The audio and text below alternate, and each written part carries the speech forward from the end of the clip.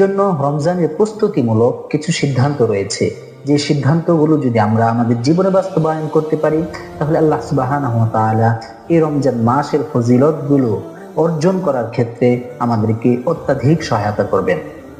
আসুন আমরা জেনে নিই কি কি প্রস্তুতি আমরা রমজানের শুরু লগ্ন থেকে নিতে পারি। অনেকেই অনেক অজুহাত পেশ করে থাকি, যেমন লম্বা দিন, গরমকাল, প্রচুর পরিশ্রম করতে হয়, পেটে গ্যাস ইত্যাদি অজুহাত ঝেড়ে ফেলে দিয়ে রোজা পালনের শক্ত সিদ্ধান্ত আমাদেরকে নিতে হবে। যদি শক্ত সিদ্ধান্ত নিতে পারি, এই সিদ্ধান্তের ক্ষেত্রে আমাদের খুব অটল থাকতে হবে, দৃঢ় সিদ্ধান্ত নিতে হবে।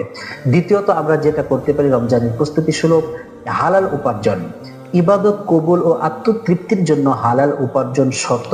তাই এই বিষয়ে রমজান শুরুর আগেই গুরুত্ব প্রদান করতে হবে, যেন আমাদের একটি টাকাও হারাম উপার্জন না হয়। এক্ষেত্রে আমরা রমজানের প্রস্তুতি স্বরূপ আরেকটি সিদ্ধান্ত নিতে পারি, ব্যবসায় সহনশীলতা।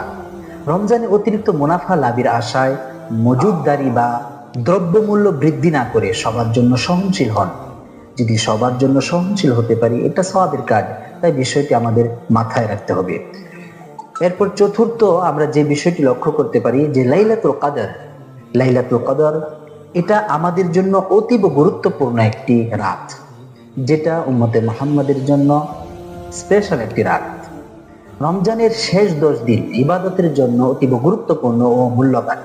তাই এই দিনগুলোকে ঈদের কেনাকাটার জন্য আমরা বরাদ্দ না রাখি। ঈদের কেনাকাটার জন্য আমরা শেষের 10 যে রয়েছে, এখানে কিন্তু লাইলাতুল কদর নামে যে রাতটি রয়েছে, এই রাত আমাদেরকে আল্লাহ পাক রব্বুল আলামিন দান করেছেন।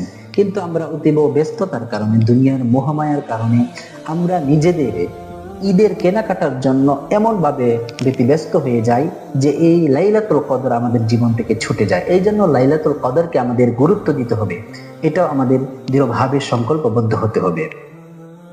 এরপরে আমরা যে বিষয়টি লক্ষ্য করতে পারি সেটা হলো ব্যক্তিগত জ্ঞান অর্জন।